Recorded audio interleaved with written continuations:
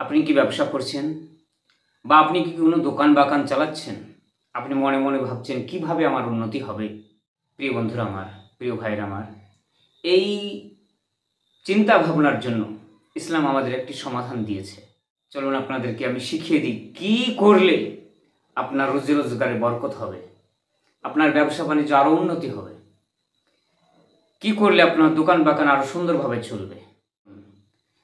দয়ানবী সাল্লাল্লাহু আলাইহি ওয়াসাল্লাম আমাদেরকে যে পদ্ধতি শিখিয়েছেন, প্রথমে আপনি যখন সকালবেলায় দোকানটা খুলবেন সেই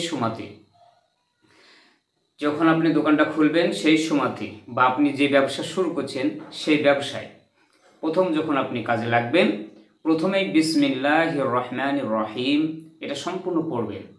পড়ার পরে দোকানে যখন বসবেন, বসার পরে আপনি সূরাতুল ফাতিহা, এই সূরাতুল ফাতিহা এবং সাথে সাথে আয়াতুল কুরসি, আল্লাহু লা ইলাহা ইল্লা হুয়াল হাইয়ুল কাইয়্যুম, এই যে আয়াতুল কুরসিটা আছে এটা পরিপূর্ণ পাঠ করবেন।